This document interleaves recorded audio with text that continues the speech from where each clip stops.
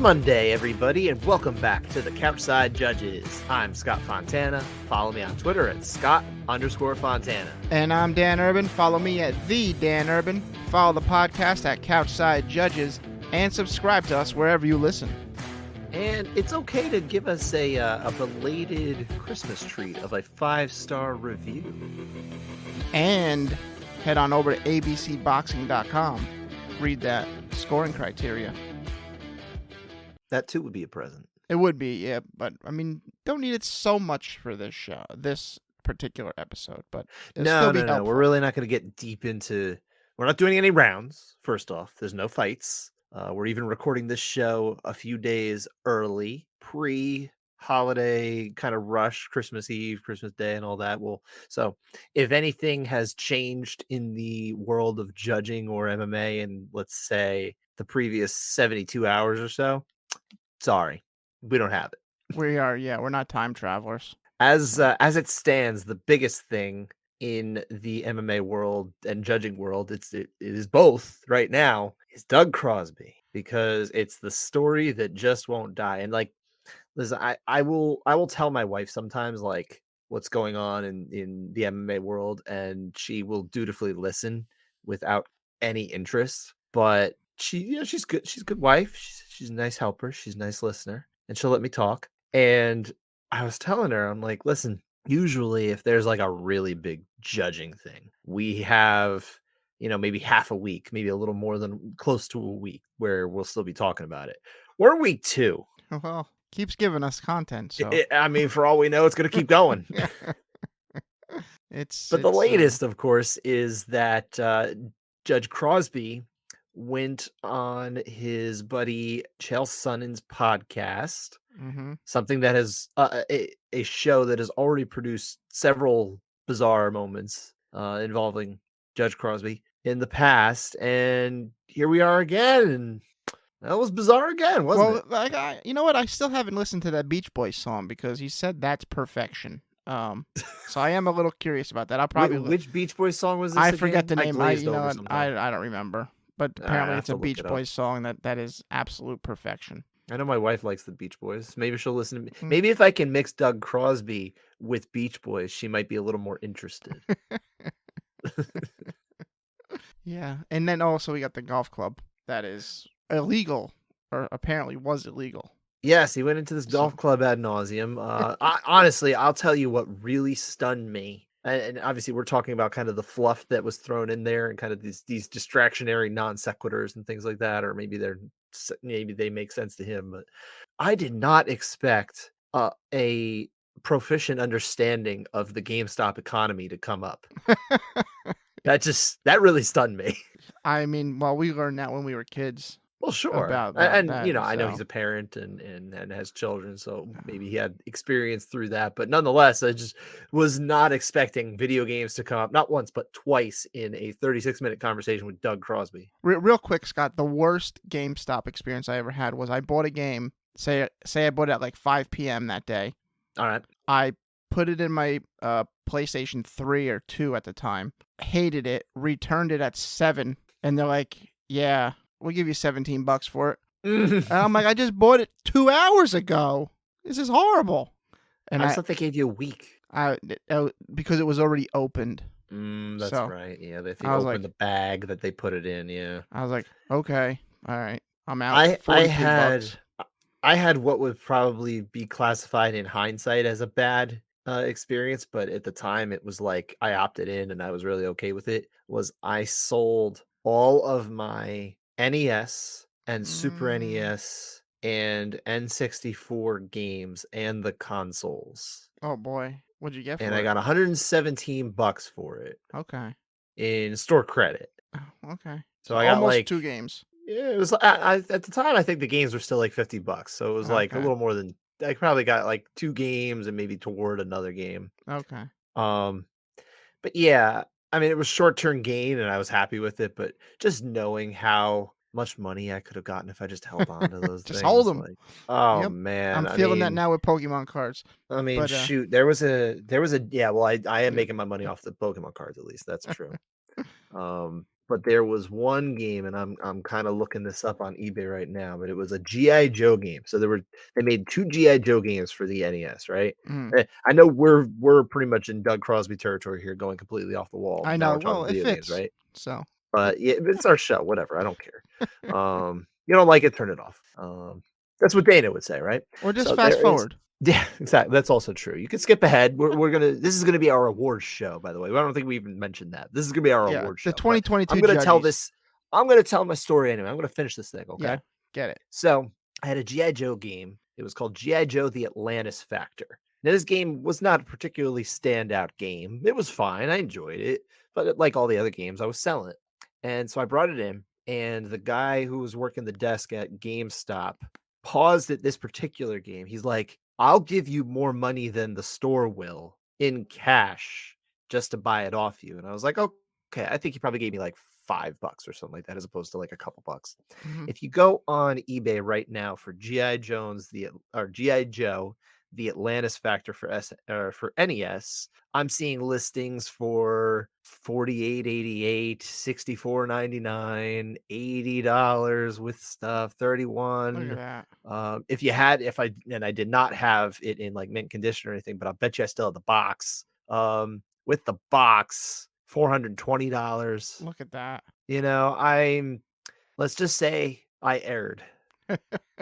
That's the mistakes of youth. But nonetheless, I got what I wanted out of it at the time. And with that, maybe we should kind of steer it back to it. If we're, as far as Doug Crosby, I think we got to talk a little more about the judging kind of elements of this conversation he had with Chael, right? Mm-hmm.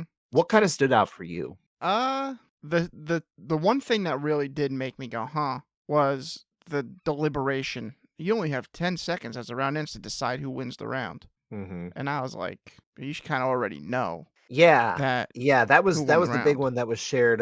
Junkie kind of put that quote up in a Yeah. little graphic, and they shared that, and I had commented on that, and you rightfully pointed out that, yeah, like, you're supposed to know at that point. I kind of read over that element of it when I made my comment, because I just wanted to make sure that we actually put out there, like, Right. "Oh my god, he actually did point out the fact that," because a lot of people don't know this. Like, I'll interact with people on Twitter that seem to think that after the 5 rounds of a 5-round fight are completed, the judges will then write down their scores for each round. Right. Yeah. I knew where you were Sure, no, intended to I know go. you do, but there was a little Um. I had some Right. confusing interactions with some Yeah. people. Like, I clarified things, like Coach Greg Jones, down in Florida, he was like, "What do you mean insightful?"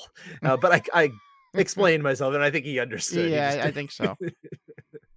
But yeah, it was like the one thing where I'm like, he actually didn't say something like, just off the wall crazy. It actually at least made some sense. However, you are right. You don't have 10 seconds to decide who won. You have roughly 5 minutes and a couple seconds to decide who won. Yeah, I mean, the hardest, probably the longest ones is probably like maybe 2 seconds when a big impactful offensive moment happens in the closing seconds. Sure, So that sure. might have you pause for just a brief second, but other than that, you're assessing throughout the 5 minutes. So Yeah. Now who knows what goes on in the mind of Doug Crosby? Only he can tell us. But obviously his comments ranged from the people in the MMA pundits in their mansions, sniping from their mansions and stuff. I'm like, yeah, that the I MMA media makes that much money, right? I mean, for God's sakes, like if this is directed at Ariel, and I have to assume it is because it. If you're going to assume there is an MMA media member who is a millionaire, it would probably be Ariel. I'm sure Ariel has a very nice home, not too far from where you and I live, sir. He lives very close by, in our neck of the woods in He Jersey. should have us over for dinner one night. He should. Yeah. He's probably not going Oh, to. But I it's not as if he's some sort of Ariel is some sort of like erudite, Johnny come lately to the sport. Like he worked his way up to get to this point, and he definitely says some things that don't always jive. I don't always agree with everything Ariel says. I respectfully disagree with many things Ariel says. He and I get along professionally well, but I don't think he's necessarily out of turn saying all the things he's been saying the last week about Doug Crosby. I mean, he's talking about some strange Hmm. interactions that he's had with Doug over the Yeah. years, and a lot of the stuff he's saying corroborates other things that I've heard anyway. Yeah, listen, the whole thing with Chael, I found it fascinating. I was intrigued with the whole conversation. Like I Yeah, he's found a some weird of guy. I found some of the topics interesting. Like I didn't know he was this stunt coordinator guy. Oh, I didn't know. So, I knew all about that. oh, okay, yeah, I had no idea Yeah, about that. But it's it's actually pretty well known about him. And oh, yes, maybe you okay, just missed it, but no, he's been doing that a long. I think he's been doing it like 30 years or something like that. Loretta Hunt was interacting with me recently. Who used to write about the sport more frequently. Now she's kind of doing a bunch of different things.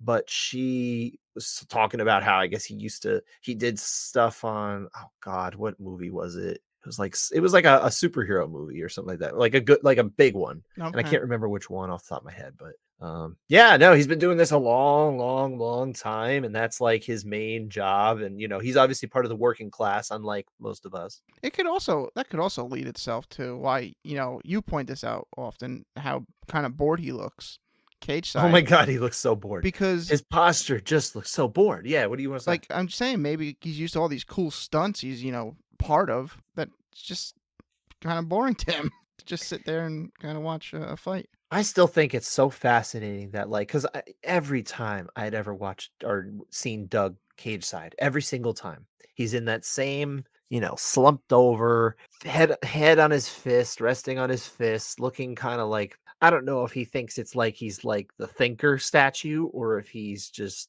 leaning over and he looks bored. Whatever it is he's trying to do, he looks bored. But the only time I've ever seen him not look like that is just the day after Mm, 50-45 Sabatello. It's almost like something clicked and he's like, "Oh, I gotta do this a little differently. yeah, I gotta present a better look or something." I don't know if someone said anything to him or if he was just like trying to put his game face on or something. I have no idea. But it doesn't seem like a coincidence that the one time we see him actually stray from this very characteristic, I'm sitting in class listening to the teacher drone on about a book that I didn't read or care about. And now he's all of a sudden sitting up and looking perked up in attention like all the other judges do. yeah. Feels purposeful. Anything else stand out from that conversation for you? Kind of that I was expecting an explanation similar to the post on the UG a few years back. More so than just kind of getting almost a nothing burger as far as explaining scorecards. I wouldn't have expected him necessarily So to explain the scorecard. I know, but I mean from his past, I kind of did expect it a little bit.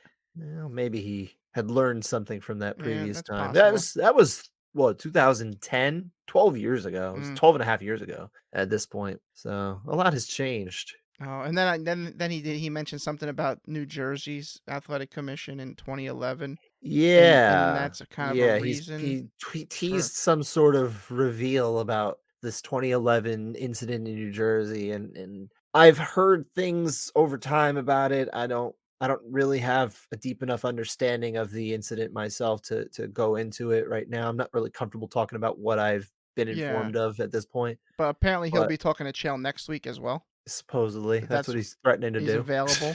Yeah. Yeah, well, I mean, you say next week, it's this week now because Oh it's yes. Monday, Okay. yeah. But yeah, we'll see if that happens. We'll see if it doesn't, and we'll see if he actually has anything to say or what have you. But it really is just sounds like someone with an axe to grind, and who knows possibly that his time in the sport is truly up this time. That maybe he's run out of his lives, and it might be game over. Because now I'm gonna go with the game references. But Yeah. that wasn't. I mean, the podcast wasn't the only thing this week with him, right? Well, that was the main thing, and then, Yeah. Steve Morocco over at, MMA Fighting put out a feature, or not a feature, I guess it was more of like a dive into what has been going on with Doug Crosby visiting, Extreme Couture and speaking with fighters, and, this kinda piggybacks off of the conversation that Eric Nicksick, the coach over at Extreme Couture, was having on, I wanna say it was with, Fight Nation, Sirius XM about a week and a half ago, week and a half, and how he, like, I guess Doug had wanted to come to the gym and Eric didn't really want him there, but I think he was just kind of like whatever, threw his hands up and left, and then let him talk to the fighters. And Steve, I guess, contacted the fighters, and it was like Chris Curtis and I think Joaquin Buckley too. So because Okay. they fought each They other. just fought each other. Yeah. Yeah, maybe I'm getting my details mixed up. We're recording at almost 2 in the morning, and I just worked 8 or 9 hours, so forgive me here. But nonetheless, it sounds like all these fighters came away more confused than they had ever Yeah. been That's what I kind of because of the way that Doug Crosby tends to deliver his messages, which is that's completely roundabout and not straightforward and doesn't really answer anything. yeah, I don't know if he lacks a little self-awareness that he is understanding it in his own head how he wants to explain it, but it's coming out kind of I couldn't crazy. tell you. So I, Look, he's the judging genius. How could we understand? We're not judging geniuses. We're yeah, just couch side judges. yeah, from the couch. That's what we do. That is what we do. But you know what? I think we've probably covered everything we need to for now about this topic. It's probably gonna rear its ugly head again, but we'll deal with that another day. For Mhm. now, let's get to the fun.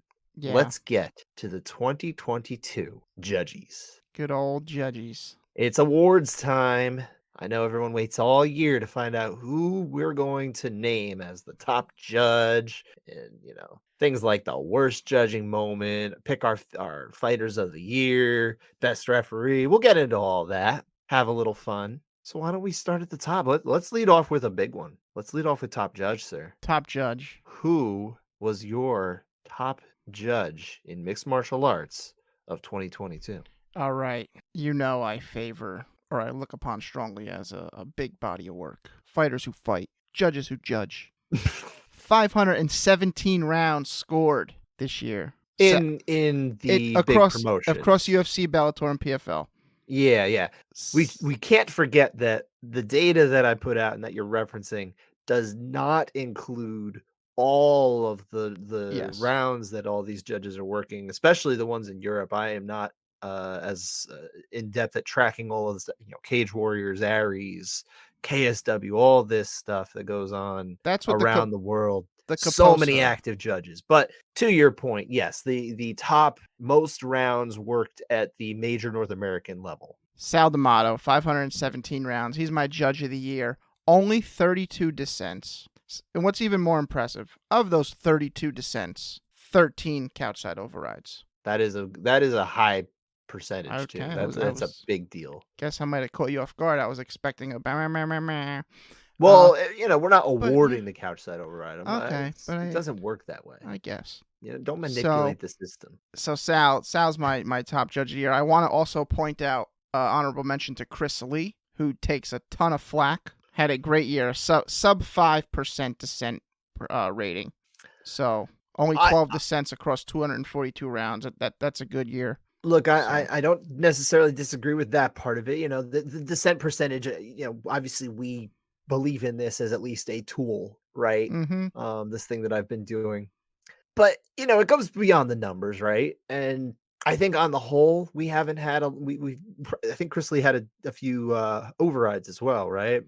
Chris Lee did. He had 4 overrides. That's, that's a healthy number as well. The one thing I would point out, and I'm not trying to bring Chris Lee into the muck, but there is one particular round this year that he caught probably a lot of deserving flack for, and that was the fourth round of Josh Emmett against Calvin Cater. I don't even recall that round. Oh, that was one of the most controversial rounds of our year, sir.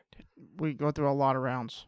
I know we do. I It's know this one stood out. Someone, a commission official, spoke to me in particular about this round, and they heard that I had a judging program, and we do this and everything. They were asking just my opinion on the whole thing about this particular round, and that was in June. The fight happened, and this was in late July, so it was like a month later. It was still kind of sort of fresh, sort of not. But yeah, that fourth round in particular, giving that round to Josh Emmett instead of Calvin Cater, it did cost Cater the win, although I still feel that you can give 3 rounds justifiably to Josh Emmett from that fight. So it's not like he was robbed of a rightful victory. It's kind of the same deal as like Patty Pimblett and Josh Gordon, okay. being that the first round most people would tend to agree should be a Josh Gordon round.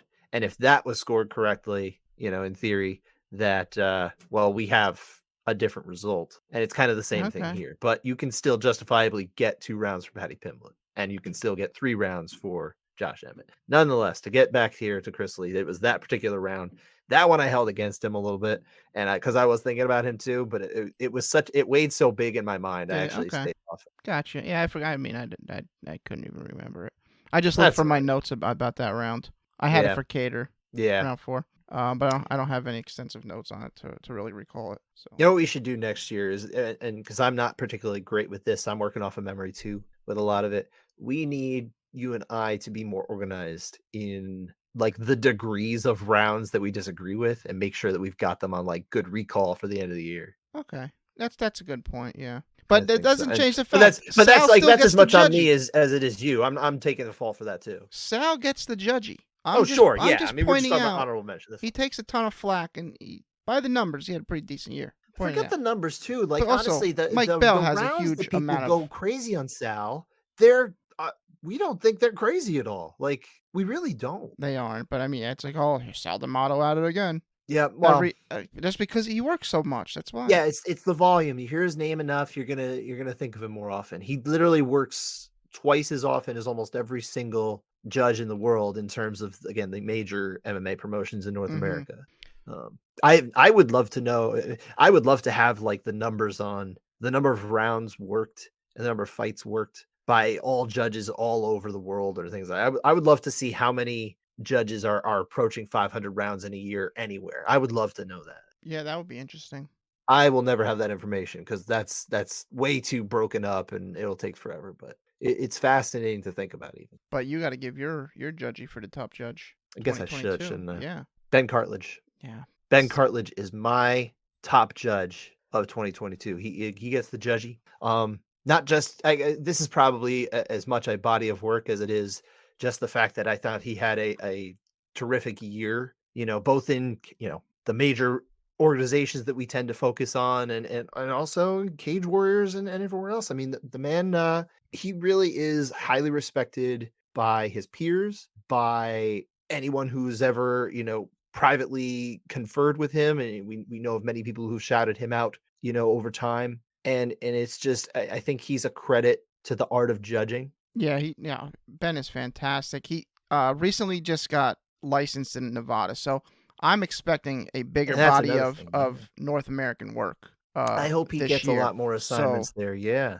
That would be wonderful. I Again, we talk about the data. It's not all about the data, right? But I'll give you the facts that the data we have of any judge who worked at least 100 rounds in UFC, Bellator, PFL combined this year, he had the best dissent percentage, just mhm. 3%, 3.1%. Which is a reason why we only have one override for him. We have one override Yeah. out of 4 dissents. Yes. So So 1 out of 4 times we were on his side anyway. and It was like, you know what? He we got it. we probably didn't even do all of his dissents. No, So no, I'd imagine not. it could I don't think we did yeah, everything in PFL. He worked the right. PFL event or a couple, I think. I believe there was a couple in the United Kingdom that he worked, Mhm. along with the other standout judges from the UK. I'm thinking of David Leatherby and Darrell Ransom as well. Darrell Mhm. Ransom, by the Yeah. way, of all judges with at least 50 rounds in the majors, he had 51, just barely makes the cutoff.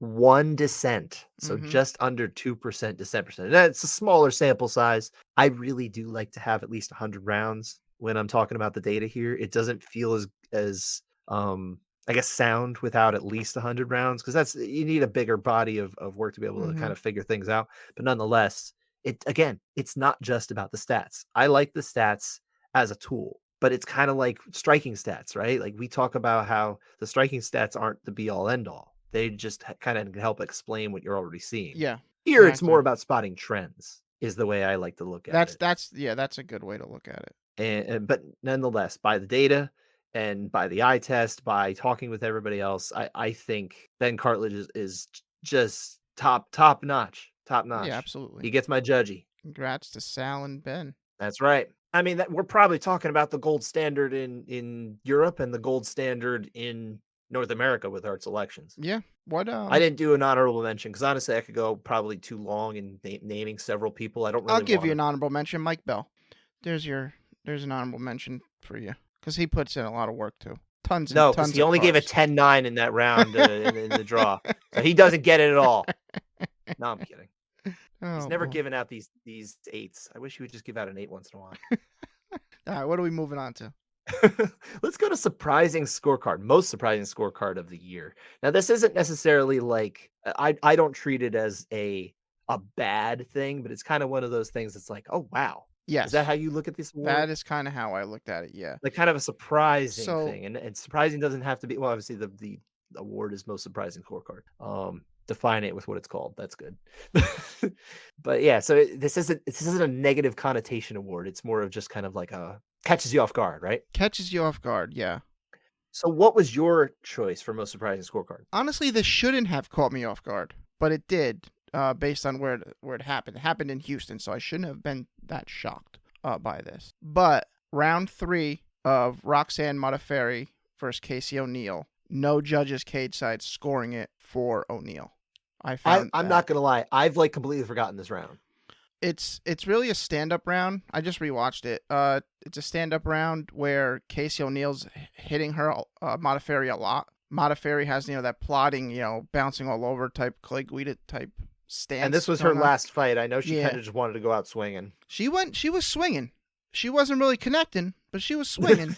But Casey was returning with everything, and she hit her with some heavy shots. It's weird. She gets Modafferi gets a takedown with a minute left, and then holds her against the cage really for the final minute, landing some Storley knees. But I thought it was pretty clear for Casey O'Neill to win this round. Robert Alexander, Yvonne Guzman, and Kerry Hatley saw it the other way, and kind of surprised by that. So that's gets Yeah, I just looked that up too because I was just like, oh man, who were the judges on that? Because like I said, I really do not remember this. That Scott, see, okay, this was a round where we talked about that wasn't contested because me and you both had it the opposite way, and we were kind of shocked here. We're like, really? Oh yeah, okay, that's why I don't remember it. Yeah. So we didn't actually break it down deeply, did we? We did break it down. We did. Yeah, Okay, it's on well, the outline whatever. for that. Me and you have it the opposite. That's why we brought it in.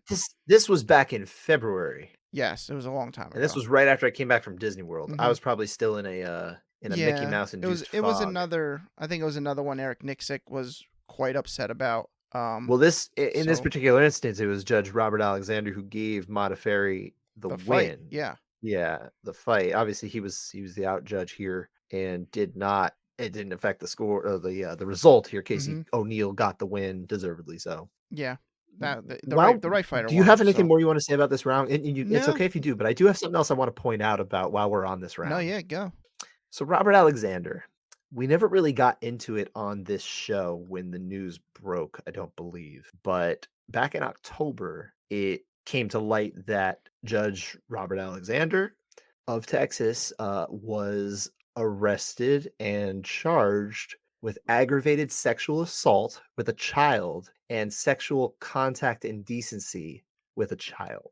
Jeez. So, yeah, I mean, that's we talk about worst judging moments and things like that. That'll be our next category. I might And be we a talk little about more Doug Crosby, surprised. and like those are like, we complain about them. This is a filthy and That is disgusting horrible. accusations. He is still accused at this point. We will let the courts decide. But let's put it this way: if true, Robert Alexander is a filthy, disgusting human being, and he can rot wherever he goes. Yeah, I'm with you on that one. That's yeah. I'm So actually I did not. I don't know if I knew that or if I forgot about that you must have, because I'm or sure I shared it. because I'm a little The surprised. reporting from MMA Might be a Junkie and little all more them. surprising to me in the moment right now than that scorecard. So Well, yeah, it's there you go. There's your most all right. surprise. All of it has to do with Robert Alexander. Yeah. Very terrible. I prayers to the families affected, and especially those poor kids. Yeah, it's horrible. It's yeah. As a parent, especially, it sends chills up my spine. I have little children, and yeah, gonna keep them away from Robert Alexander. Please do. Well, But no natural segue here. I think we can move away from this because again, this is probably the worst moment involving a judge this year. I think it has to be by default. But let's go with the worst judging moment. So this is the worst well, you moment didn't give that's me your most related. surprising scorecard. Oh, I didn't do that. Oh, maybe No. surprise. I'm not gonna tell you. Moving on. No. I will say this, and I don't think we have to go deep into this because we literally like just talked about it a week ago, and that is the dueling 49-46 scorecards in Jared Cannonier versus Sean Strickland, and the fact that judges Sal D'Amato and Derek Cleary had polar opposite scorecards for every single round, and that was very surprising to me, just in the fact that it happened, not that it could happen. I thought all of those rounds were close. So I was Oh, very prepared for kind close. of anything to happen. But nonetheless, you see that it's not that it was 49-46s. It's the fact that every round they saw differently. That's what surprised me. But again, when you look at all of these rounds, you can get it. You can understand how it happens. I've had a lot of people interacting with me on social media about this. Like, how could they happen? How could this happen? It's easy. It's a close fight, probably separated by a technique or two, a strike or two landed here or there. How well did it land from one angle compared to another angle? Judge Cleary is sitting in one seat. Judge D'Amato is sitting in another seat. Judge Pamijo is sitting in another seat. Yeah, It's that's it, you can get a different view. And everyone's probably thinking, well, why don't they just watch the monitor? It's like, well, guys, they're there. They're sitting there. They can probably see things differently.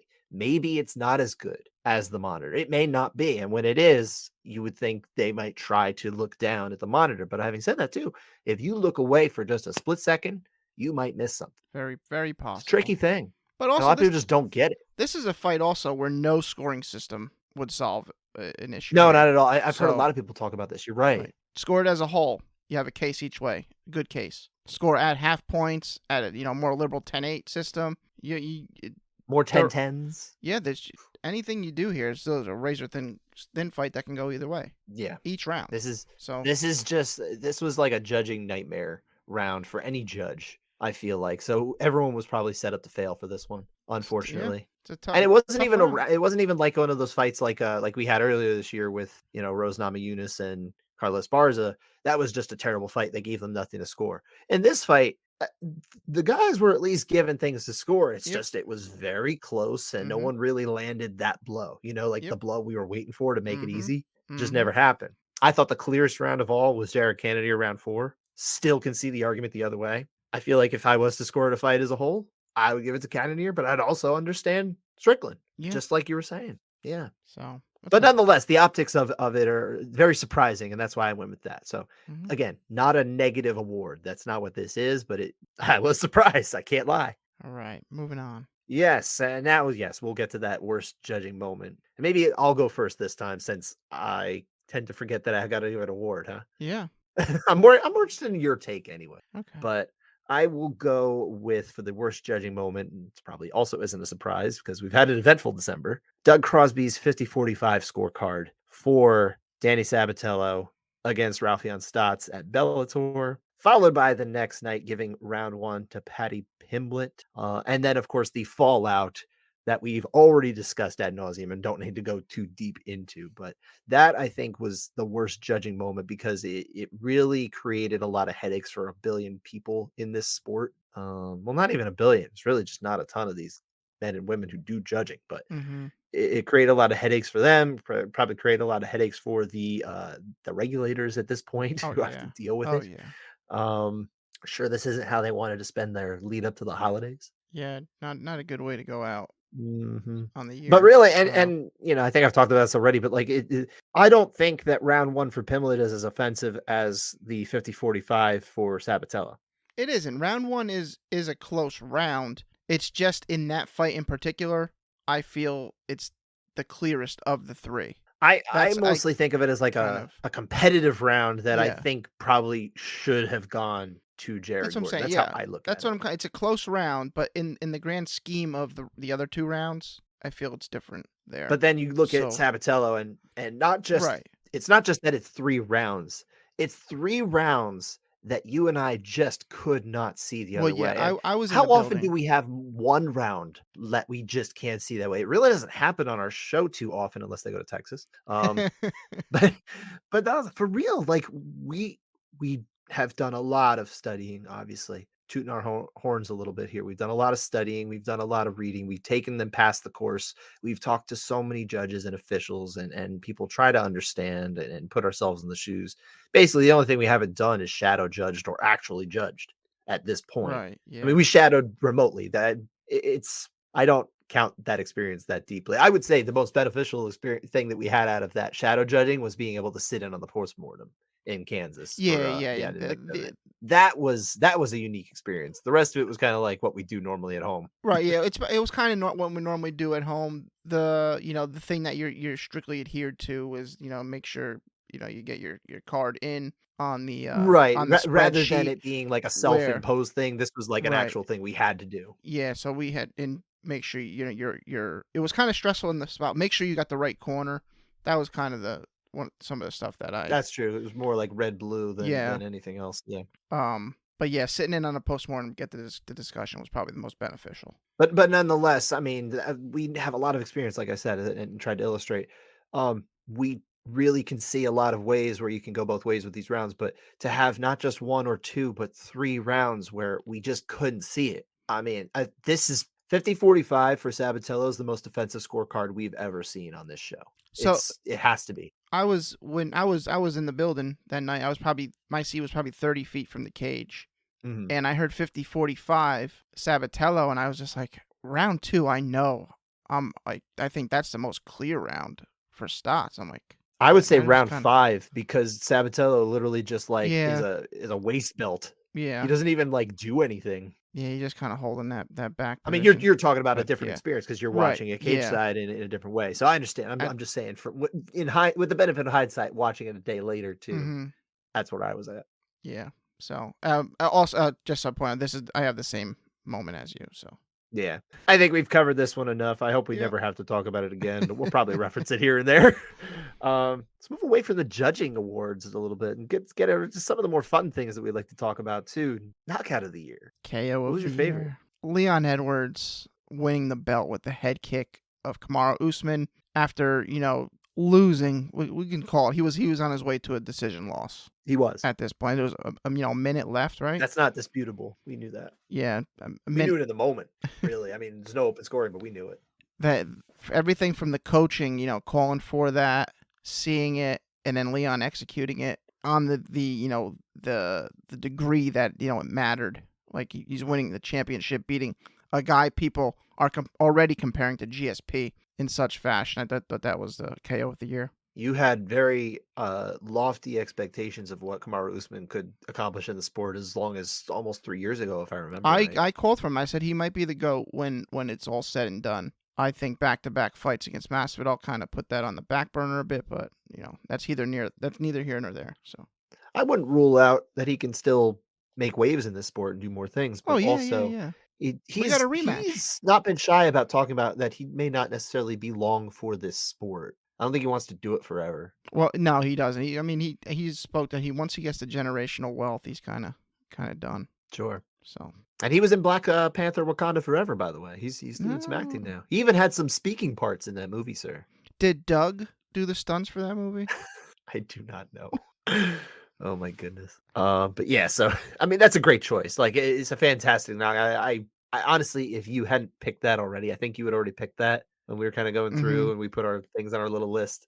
I probably would have said Sam, but we had Sam on the last one, so I'm like, I'll pick something else. Okay. So I chose another one that people have been pointing out all year. Michael Chandler, front kick knockout of Tony Ferguson in round two. Yeah, that was I mean, he's just not the kind of guy who I would have expected to give a front kick knockout. And he was already losing that fight. that was wild. That was It, violent, it was very violent. violent of a knockout as I can remember. Yeah. The other thing that would have been funny is if I gave the award to Leon Edwards as well, because last year I gave the knockout to Usman for knocking out Yeah, that was Jorge a good one too. Masvidal, which means the next year I'd have to give it to whoever knocks out Leon Edwards. might be Kamaru again. I guess so, could be. But I'm Yeah. just saying, like the chain must continue if I Yeah, did that. of So course. I'm gonna break the cycle. Okay.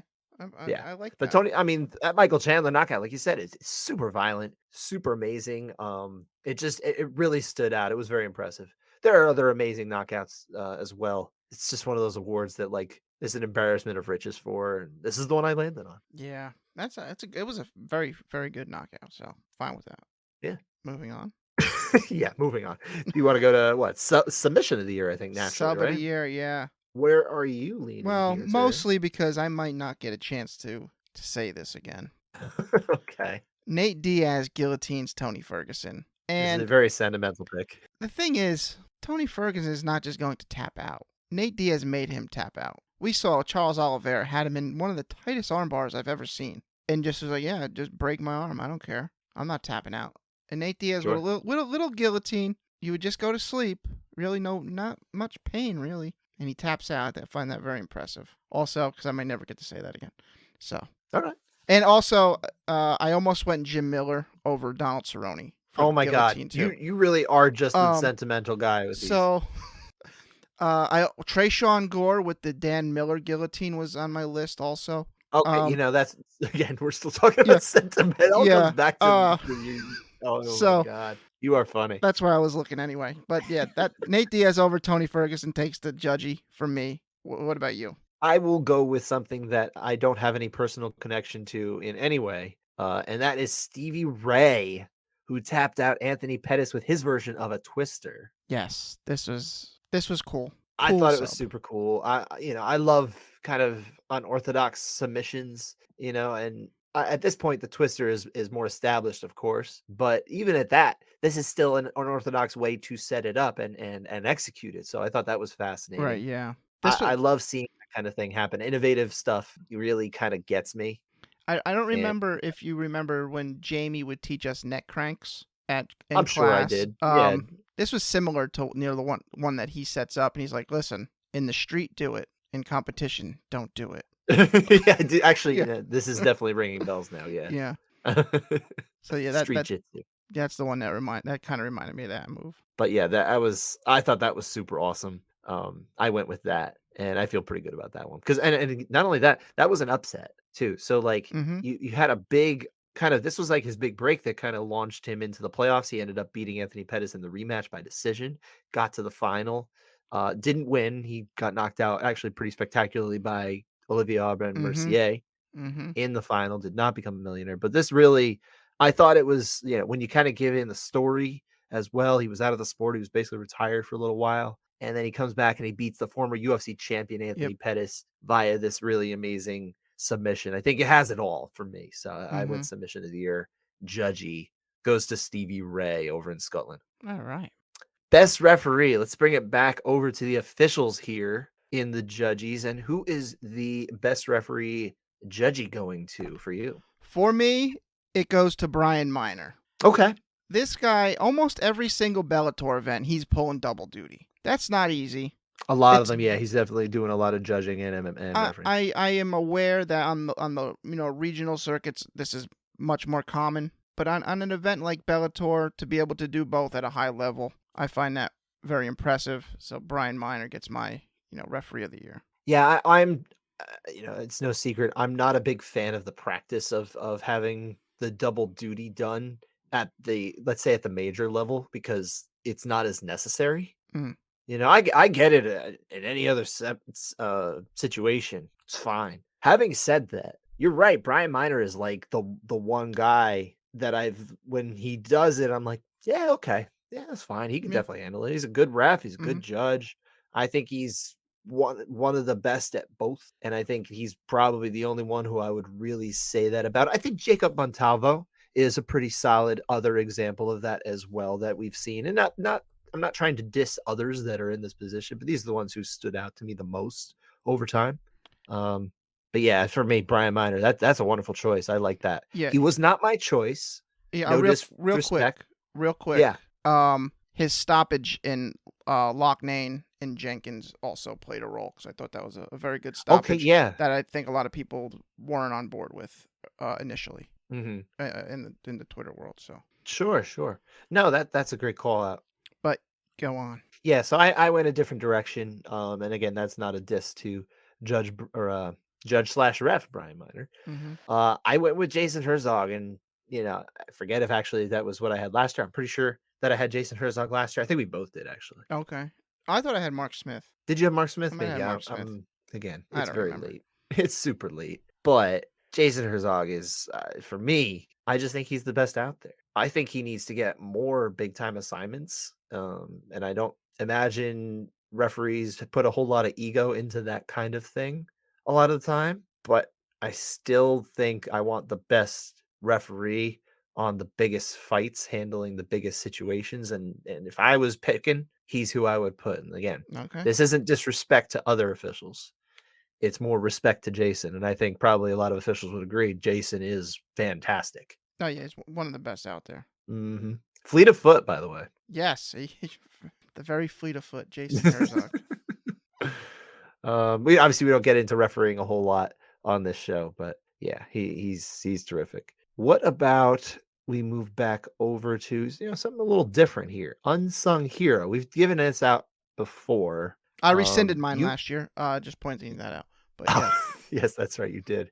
What about you? Like, because you've left this blank on me. I don't know what you're doing because you've left it blank. But who's your unsung hero? I left it blank for a reason because it should be me. No, I'm just kidding. You're an unsung Here, hero. Why not? my unsung hero is Scott Fontana Oh for the no! 2022. The work you put in to have this gigantic spreadsheet of every single round in the major MMA promotions, to have all this statistics, and it's a lot of work. I mean, I've tried to just keep up with UFC events, and it's like, all right, I quit at April, and I find it impressive, and it annoys me when guys are getting, they're putting out all this half put together data to paint a narrative in the direction they want, and it's just flawed data. We know you have the true raw data, and you compile it into many different filters to get whatever trend you're searching for, and I think deserves some praise. So, Well, I thank you. I'm humbled by that, my buddy. I all appreciate you. right. I would have been good if you named yourself first off. No, That'd have been fine with me. I might But one no, day. I'm just saying. yeah, So, you should. Why not? I think next year reserve it for you. But no, I really appreciate it, and thank you for saying that. I hmm do appreciate some recognition for the work that I've put in. I couldn't have done it without a lot of help from a lot of people who've provided a lot of the information that I've been missing. yeah, but I'm that still takes working so on much trying to get time. some of the older data. I'm still going back 2018, 17, 16. I got to get some of the stuff from those years, but I'm getting But closer to yeah, completion. but filing, these open public record requests, and actually working and searching for the data, it takes some time. So, I will give myself one pat on the back, and that is in the fact that when you see Bellator, their PR account on Twitter sharing the scorecards that aren't just decisions, that was me. Me being a all right. whiny, whinging, annoying pest until Bellator PR officials kind of was like, all right, fine, give it to him, whatever. And the funny thing is I had an individual reach out from the Bellator team after I posted that graphic recently that had, because kind of what you were referencing earlier. I had posted a graphic about all the dissent percentages of the year, hmm judges with at least 50 rounds scored, right? And that got circulated a lot. A lot of people kind of picked that up and shared it and everything. But once someone from the Bellator PR team reached out, they're like, "Oh, that's what you're doing. Now we get it." So I want to give it very much a thank you to the Bellator team if they are listening for dealing with my BS and giving me what I want, and hopefully Yeah, now everyone can reap the benefits as I continue to process this data. good, good. But you're unsung hero. My unsung hero is actually me too, and I think I did a wonderful. No, it's not me. It's not me. No, I'm gonna shout out someone else who talks about judging, and that is Sean Sheehan. Sean Sheehan. Without him, there honestly a lot of the change that I think we've had in the attitudes. Look, I think we can take at least a little bit of credit, just a little bit, for this show and the Yeah. work we do. But Sean has a much bigger platform. He has much more. He has earned the cachet with a lot of people and putting in the work, putting out these videos, stumping for education, and he did it before we started doing this show. hmm To be perfectly honest, I don't think either of us was aware of what Sean was doing because me especially, I basically did nothing with my Twitter for many years. So I really wasn't aware of a lot of people that weren't like, let's say, with MMA fighting or MMA Junkie or ESPN, right? I just didn't know a lot of what everybody was working on for a while. So I had no idea what severe MMA was or anything like that. But yeah, once we came across Sean, we really understood, okay, this is someone who's put in the work before us, and deserves respect. He continues to stump for education and helping people understand what we're seeing each week. Mm-hmm. You know, he goes on Anakin Flory and he goes on all these places and he's talking about it and helping people understand it on bigger platforms. And I think Sean deserves all the props in the world that I think he is getting. He gets his flowers and I think he deserves it. So from us as well, from me as well, Sean Sheehan, my unsung hero. Absolutely. And I think I want to hear, I want to say in that one episode, Anik mentions, he mentioned you. I remember that. I did get a shout Yeah. out this weekend from John Anik. But Yes. I also think he mentioned wanting to get Sheehan his own like 10-minute spot in almost every episode I going mean, that would be forward. So interesting. that'd be big for him. Big for the whole community, I'm not really. big on listening to other podcasts generally, but when there's some big judging stuff, I do like to tune in. I try to do it after our show, so that it Mm, doesn't bleed in. I don't want to like yeah. borrow other people's sentiments if I can help it. But yeah, I have a lot of respect for, especially Sean. So Yeah. again, he is my unsung hero. He Mm-hmm. gets the judgy, and we certainly appreciate everything he's done, and the fact that he appeared on our show before as well. He took the time to appear on the Couchside Judges Yep. last year, right? Was it this year? Everything runs together. I think it was last year, but yeah. Yeah, we gotta figure out a time to get him back again. I mean, He's a I'm busy guy though. very busy. I don't know. Yeah. I mean, I don't know how he stays up so late all the time. Oh no, he's insane. Like I'm All the I'm people in Europe dying that right follow now. MMA are insane. They're not stable people. It's- I don't need that to be mean, but oh my god, how could you do it?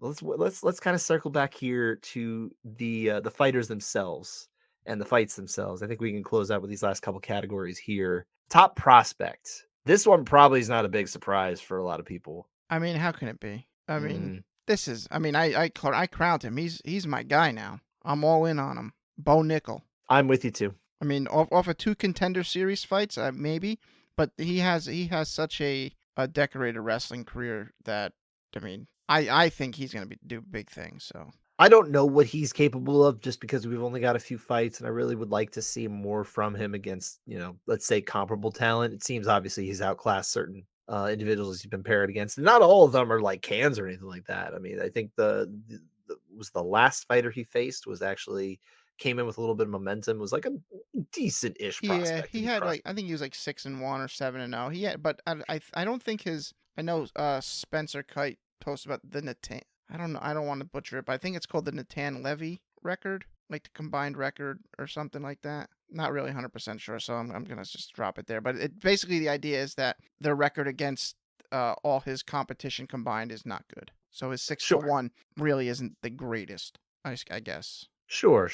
But I think you have to name Bo Nickel here. I think it's like a default thing. You just have to pick him as the top prospect almost because how many prospects do we really know and talk about as like can't miss kind of guys? I don't know that when I say top prospect as Bo Nickel, I don't know that I'm saying he's a future champion, but what I'm saying is he most definitely is recognized as the top prospect in the sport. Yeah, for sure. So I couldn't deny that. So he gets my judgy and obviously yours as well. Mm-hmm. Breakthrough star, the way I always look at this award is it's someone who kind of came from not being one of the top guys and all of a sudden is finally now one of the top guys. So who is that for you? Arnold Allen. It's a solid I choice. I think feel like he's been on the cusp though, but he that's has not a been, bad and I choice. finally feel he just plowed right through, Okay. smashing Dan Hooker, huge win, and A rare finish from him as well. Calvin Cater. I mean, lost technically on a knee injury, but he was starting to turn it on that.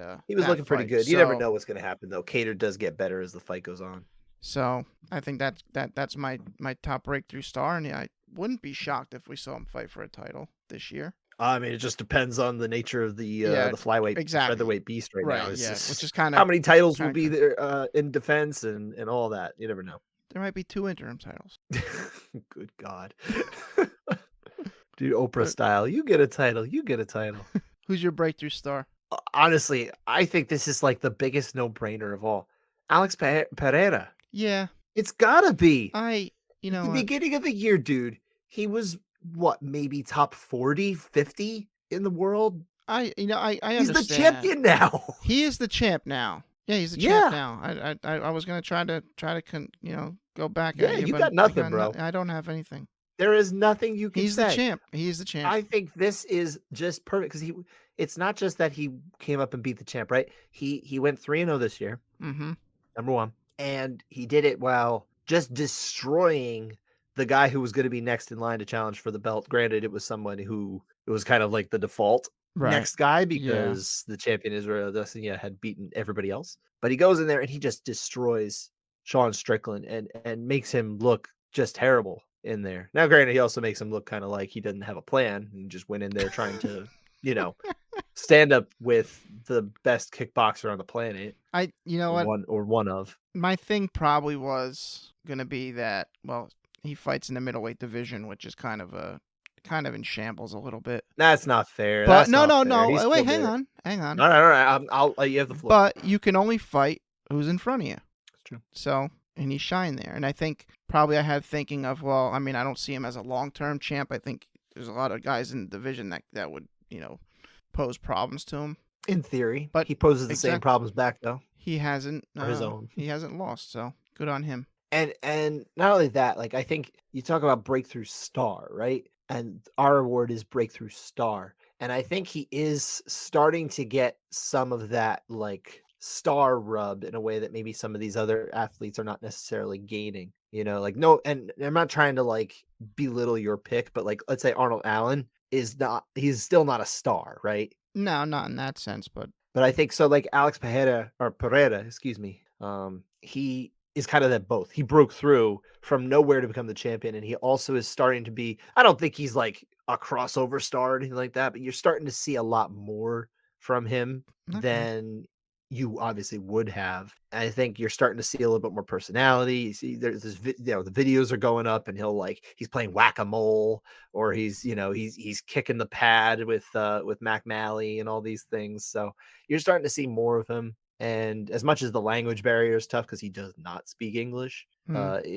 I think we're still starting to see a little bit more of the personality a little bit. He's letting it hang out a All little right. bit more because he's got the top. Fair. So that's where I went. Let's move on to best event. What was your best event? UFC London 1. Now that was the one It in March. Yeah, it had so much going for it in that I enjoyed about it. As far as 9 out of 12 finishes. It was an afternoon event. It was over by like 4 o'clock.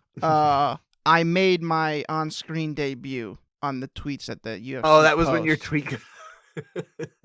This was just everything. You know what? Nothing's gonna top that for me this year. Okay. No, I can't. I mean, I can't And tell we you had you're wrong. some sick knockout. We got Molly McCann's spinning back elbow. That That was wasn't even her wild. best knockout of the year, though.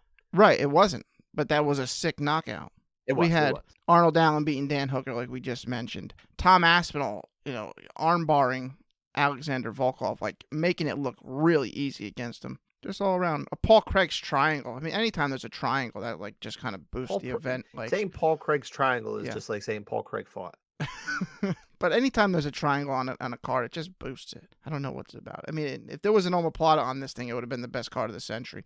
But I didn't realize you were such a um, big triangle guy. well, it's kind of like a sibling to the omoplata. Yeah, I mean you're using legs, sure. Yeah. So, and they're difficult. So that's my Yes. favorite card. Now, give me yours. For me, it's UFC 281. That I left that experience saying that was my best fight experience I'd ever been to. I still feel that way now that the high is rubbed off. I Okay. I thought it was wonderful. All the fights were just bangers. I mean, I even missed a couple of the crazy ones because I came late to that one, unfortunately. So I missed the absolutely bonkers round of Mike Trezano and Sungwoo Choi with all the crazy knockdowns that were happening back and forth. I missed that one live, Mm. but I got there in time to watch Matt Frivola blast Otman Azaitar. Aaron Blanchfield just destroyed Molly McCann on the ground. That was some Oh my wild. god, Ryan Spann put the lights out on Dominic Reyes, who, I mean, and, this is no disrespect to Dominic Reyes, but, man, the guy came in and he was so excited about his defense. He's like, "No one's gonna touch me," and he got knocked down, like, what, 2 or 3 times in 80 seconds. I just don't think the chin's there anymore. Yeah, I It don't think doesn't so either. seem But like I it. mean, he seemed to think he wasn't even going to get hit. So I feel really bad for someone like that because now he's got to reckon with the fact that he didn't even think he'd get touched and he just got destroyed. But that was wild. Hanato Moicano, of course, was awesome, and Yep. so was his aftermath He became one of speech. my guys after that. There you go. You became one of your guys as well. Chris Gutierrez emerging as Frankie Edgar closes out. It was a sad end. It was a bittersweet end, Yeah. but it I was something to think be there for. I think there's a couple things that didn't get this card to why it wasn't mine. One, it happened late at night. I think you're bitter because you didn't go. Two, I am. Well, okay. Let me put another thing on. It was just $500 to get in the door, so that's another knock. The Frankie thing that I would have been sad, seeing that. Sure. Um, I mean, it was sad, but like I'm not sitting there crying on press row. I got to write. the co-main. Yes, I know um, you weren't interested in Carlos Barza, but um, Zhang Wei Li, yes, by the way, with essentially a crucifix rear naked choke, that was a super that was impressive cool. Yeah. choke. Mm-hmm. That's a submission of the year, Yeah, possibly up too. there for sure. Mm-hmm. 11 Dustin Poirier, finishes. Michael Chandler had a great fight with a really awesome first round Mm-hmm. too. Alex Pereira again getting the win over Israel Adesanya. That was a classic back and forth kind of fight. I've been noticed you've been saying his last name different. I'm trying to say it the way he says it. Okay, so it's not Adesanya. No, it is not. When Israel says his name, it's Adesanya. Okay, well, I'm just gonna call him Adesanya because it's easier. You can do what you want. Yeah. I'm just trying more. Okay, fair. That's why you're an unsung hero. You're embarrassing me. Let's move on. But yeah, so that was for me. That was the best though. That was easily the best experience. But yeah, so let's go to our top five fights of the year. We probably don't have to dwell on these too much. I Not think too we got to much. start wrapping up, right? Yep. But let's start at 5, and let's start with your number 5. What was your number 5 fight of the year? Poirier Chandler. Okay. I thought that was it. That round one was wild. It was a terrific fight. So that's my 5. What's your 5? I went with Davis Figueiredo and Brendan Moreno, number 3. Yeah, that's a solid pick there. I was so early in the year, and I think it got kind of swept under the rug a little bit, but that was a really fun fight. I mean, those guys, there's a reason why people are excited still to watch them fight a 4th time. Yeah, that doesn't happen often. No, and this fight did a lot to stoke the interest there, I Mhm. think, and yeah, that was a great fight. Number 4, I'll go for number 4. We could take turns. We can pass the baton. Yeah. I'll go with Charles Oliveira and Justin Gaethje.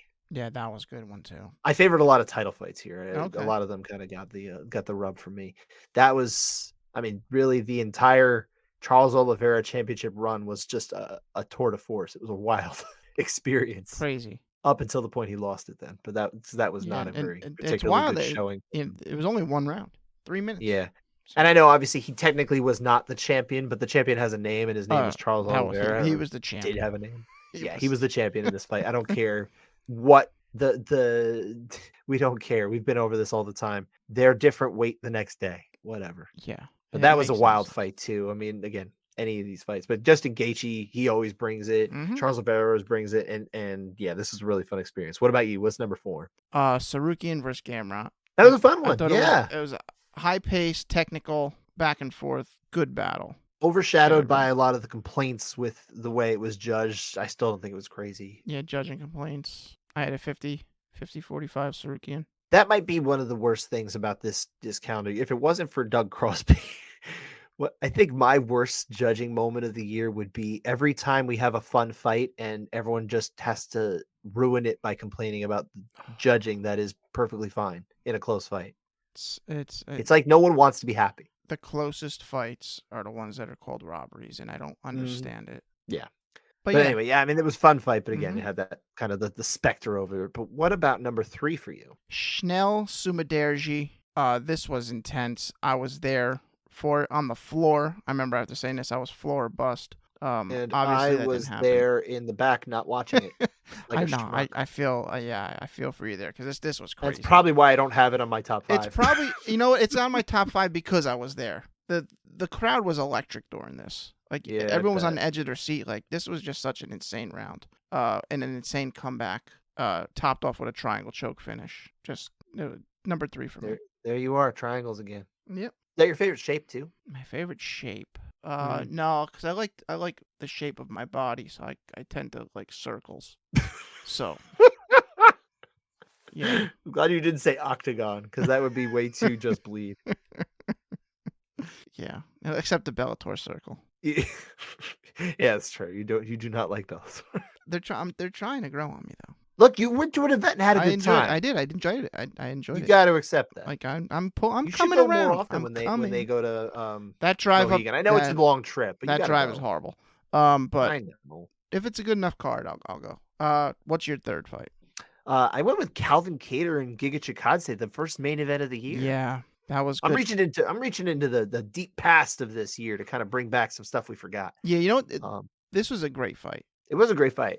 And obviously it kind of ended up being a little more lopsided Right. for Cater by the end, but it was just you were on the edge of your seat. It really set the tone for the year, and it was a really fantastic fight night main event. We don't always have those. I don't think this was the strongest year for them, although we named a couple that were pretty Yeah, good. this good start to the year, and I think everyone was really high on Chikadze Yeah, coming in starting the year. I was very So, high on him. I had a very high opinion of him. I still think he can improve and get better. I don't know what his ceiling is, but yeah, I was very much a believer in his skill set. And then Calvin Cater showed him there's levels. Yep, like yeah, definitely levels. Really fun fight.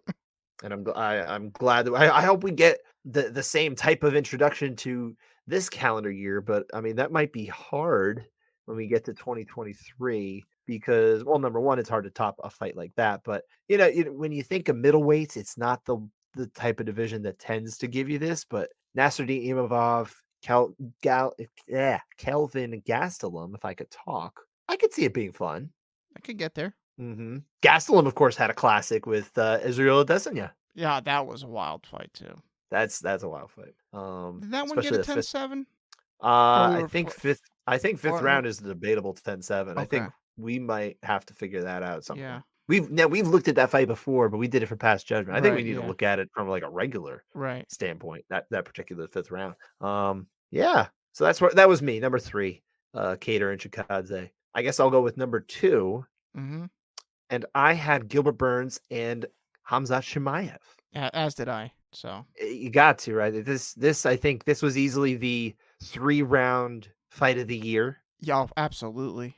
This was another one I was in attendance for, and the crowd was just going crazy. That's right. You went to that. Yeah, I forgot. in Orlando, Jacksonville. Yeah, this was nuts, and it I guess it proved that Chimaev, if his wrestling isn't there really, because Burns kind of shut it down a little bit.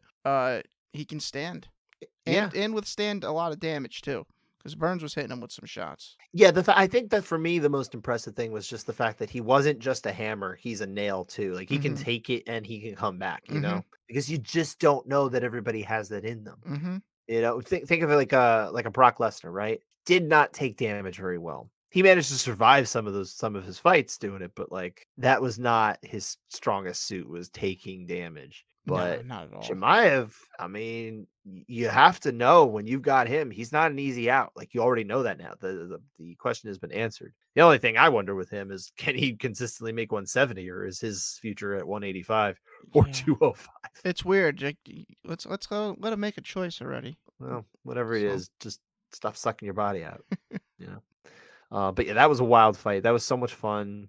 Burns and Chimaev stole the show. Great fight. And number 1, why don't you do the honors here, sir? What's Yeah, the judgy I think. for best fight? I mean, this is gonna be everyone's best fight everywhere. Better be Yeah, Yuri Prohaska and Glover Teixeira. all timer. Amazing fight. This is an all timer. Burns Uh, Chimaev is not an all timer. This is an all timer. this was something else. Just back and forth the whole way, and for it to end with Prohaska getting a sub over Glover Teixeira was just like When he would have bananas. lost on the cards. he would have lost. And I got to watch it with you on your birthday. That's true. So that was a fun present. That boosts things. This is an all-time fight. I mean, this all-time fight. I put it in the Hall of Fame today. That was a Like- good birthday present. It was. Even though I couldn't get my ice cream with my dessert Oh that yeah. I'd ordered. You remember that? Yeah, you Remember that BS? At some Wouldn't point give you me were the ice cream you with were just- my dessert, even though it was supposed to be part of it. you were just holding the menu and pointing at it. I 'cause was you so couldn't- mad. You couldn't argue anymore, and you just holding it and pointing like. And she's like, we changed It's the menu. on the menu. That was her excuse. We changed the menu, but not this particular menu. If I'm looking at it, you're giving it to me. Trash. trash. Anyway. I had forgotten that until we started talking about my Yeah. birthday. So that wraps it up for our top 5 fights. It does, but we do have well, I guess technically 2 more judges to hand out. Yes. Best male and female fighter. Who should we you wanna lead with the men or the women? Either one, and your pick. Let's let the women go first here, and one woman in particular. Well, should we do the runner up first? Actually, let's do the runner up Runner up, okay. because we do like to name a runner up for this one in particular. For me, I went with Jillian DeCourcy, Okay. former guest of the show, by the way. Mm-hmm. I just thought a really impressive year rising up the ranks in Invicta to become the atomweight champion there because look, it's no secret she is much older than a lot of fighters with her level of professional experience, especially. She's got an Mm-hmm. extensive amateur background, so when you factor that in, she's got a lot of fights. But even at that, she started in the sport late. I had the chance to interview her for the post before this fight that she fought for the title. And this is coming off of one of the most thunderous knockouts you've ever seen by a 105-pound woman Mm-hmm. ever. Mm-hmm. To get to this point, Lindsey Van Zant, I believe it was, right? Was it? I believe so. Okay. I'm now pulling it up because again, it's almost 3 o'clock in the morning now, so we've got to get our bearings here. Yeah, Lindsey Van Zant, she knocked her out in 61 seconds in May. A few months later, she gets her long-awaited shot for the Invicta atomweight title. She goes out there as the underdog against Jessica Del Boni, who had to this point looked like a pretty impressive 105-pound champion of Invicta. Of course, the atomweight division is split in the world. There's the Invicta division, and then there's over in I believe Ryzen, right? Ryzen. So it's kind of split about who's kind of the best. There's kind of a debate where you can make. Nonetheless, Jessica Del Boni was regarded as easily a top 3 in the world, and she goes out there, Jillian DeCourcy, and she taps her out. Rear naked choke, really impressive back take, and Yeah. gets the job done in the first round. So 2 first round finishes for Jillian DeCourcy, and she hadn't fought in almost it had been about a year and a half before she had her last fight. So she kind of and it was a loss too to now current UFC strawweight Elise Reed. So to go out there and really get her name out there, I thought that was a really impressive year. Solid. Mhm. Solid pick there. What's your runner up, or who's your runner up? Excuse me. Larissa Pacheco. I'm very close to picking her, but I went the other way. Yeah. 4 fights this year, 3 first round finishes, and then is able to overcome Kayla Harrison, who, people have tremendous praise for. Beat her twice before a couple of years ago too. Yeah. So I thought Oh, and she gets $1 million while she's at that's it. $1 million. Yeah, it's $1 million win. I was there $1 for it million as well. I mean, I'm noticing a trend here. But yeah, she solid year. Very impressive year. Great choice. But as far as our judgy for best women's fighter of the year, we are in agreement here, right? Yes, we are. Zhang Weili. Yes. I don't think there's another. I do not think you should viably pick anyone but Zhang Weili this year. She came back from losing a title and then losing her chance to get the title back to knocking out probably still considered to be the best strawweight that we've had yet. Highlight reel finish. In Joanna Jędrzejczyk. Yes, highlight reel finish to send her into, she called it retirement. She's certainly talking about maybe ending it, but it was a retirement for them. Hashtag MMA retirements, right? Shout out to Sean Sheehan again. But yeah, she goes out there and gets the title shot, destroys Carla Esparza, as we talked about, finishes spectacularly again in another way. Reel. She had a spectacular knockout and a spectacular submission. Yeah. Viably could be in the conversation for best women's knockout and submission for this year too. And she's the champion again, and she looks unstoppable. She is easily the best fighter of the year. Do you have anything to add? No, it's fantastic. Well said. And then our last one, and this is in no way better than the last award we just gave out. Equal, but different. Different anatomy, sir. Yeah. Mm-hmm. I don't need to go into the science lesson for it. But our runner-up for best fighter judgy, who did you have first? I went with Islam Makhachev as my runner-up Good choice. fighter of the year. The Bobby Green fight, that was a catch weight on short notice. I mean, say what you will, Bobby Green's still one of the toughest out there, and he made it look super easy against him. And then beating Charles Oliveira in the fashion he did, that's just like amazing. So that's where I'm at with Islam. Definitely impressive to make Oliveira, who had looked like not a dominant champion, but he was just knocking left and right all the best guys. He really did unite the Mhm. lightweight division. Mhm. And now it looks like it's Islam Makhachev's to rule unquestioned for quite a while. But we'll see. These things tend to blow up in our faces, right? Your runner up? Alex Pereira, Yeah, that was. amazing year. I talked about it already. I don't know how much more I have to add, but like, my goodness, you just don't see a lot of 3-0 in the UFC, especially among champions. Granted, 2 of his were non-title fights, but he got the job done, man. He had an Yeah. amazing comeback against Israel Adesanya. He was going to lose that fight. He's done this 2 times against Adesanya. He has looked like he wasn't going to win and somehow pulls out the victory. Twice by knockout or TKO. Yeah, Very I impressive. was torn. I almost had him as my runner up, but went with Makachev. Yeah, and especially the fact that he beat Adesanya, who's definitely, number 2 on everybody's list, I think, pound for pound going into this. Mhm. That I thought was really impressive too. I mean, again, there's the matchup here, but he was still the betting underdog going into that fight, and he was losing on the cards. He was not going to win a decision unless he went out there. Well, he wasn't going to win a decision. The only thing he could do was go out there and finish him in the 5th round, and he does. Like, good job. Yeah. But no one holds a candle to our male fighter of the year. Yeah, I was kind of torn on this one too. I was not, sir. I I didn't was know if more unequivocal, but I'll let you pull the curtain off. Alexander Volkanovski is our fighter of the year. I'm surprised you're torn. I want to hear you first. I I really want to was hear what you have to say. I was torn about should he be my runner up or not. And then I said no, he's got to be the top guy there because I was like the fight against Korean Zombie. I didn't like the fight. I thought it was going to be a blowout as it was but everyone was happy that Korean Zombie was getting his chance. I didn't think he had a shot. But the thing that pushed me over is Volkanovski went out there and did what he had to do, and he completely dominated him and He finished laid him. the wood to him. So that helped push it over, and then beating Max Holloway again, that was and very convincingly this time. So you got to go Alexander Volkanovski.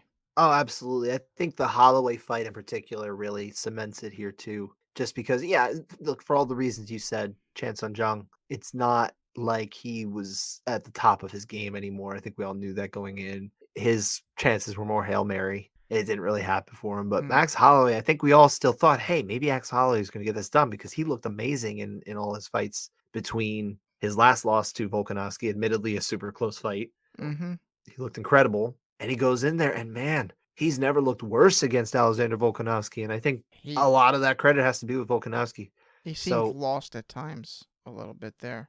I would say Or him beating Max Holloway the way he did might be the most impressive performance by any of the champions this year. When you factor in yeah, who he possibly, fought, yeah, possibly, yeah, because it was complete too. yeah. It was not quite as dominant as it was against Chan Sung Jung, but it was complete. I agree. Yeah, let's just hope when February comes along, these two guys are healthy. Yeah, oh my God, And because we're losing so fights left and right in Perth too. So so for God's sakes, just keep everybody in a bubble. Maybe just I want the fighters to train by playing like UFC 4. yeah. Just pick up a controller, sit there, maybe, put some extra padding on the analog sticks so they don't maybe get the blister or something. Yeah, We please want them no. as healthy as possible is what I'm really getting at here. Yeah. But yeah, so I love that we were unanimous here on both the male and female fighter of the year, by the way. To be honest though, I was searching to see who fought the most this year. Of the champions? Of just anyone in the UFC or Bellator. Oh, okay. Whoever Yes, I fought know the you do like to most. find your active guys. But no one had that information on the first page of Google, and I wasn't going that deep into the dive. you weren't So- about to do any research. No, not that deep anyway. Because I Fair don't enough. think there was anybody that was pulling a Donald Cerrone fighting 5 times. No, in a year no, this no year, one got so- to. I don't think anyone got to 5. Definitely not 6. Obviously, there were certainly, I think, some 4s, but yeah. Yeah, so there we go. But yeah, Atlanta Volkanovski, two big wins. And that'll wrap it up for this special Judgies edition of the Couchside Judges. Congratulations to all the winners. Your prizes are in the mail. It's not our fault if you don't get them. Thanks everyone for listening. Congratulations to all the winners. Hope everyone had a great holiday. Thanks for listening. Take care, everybody.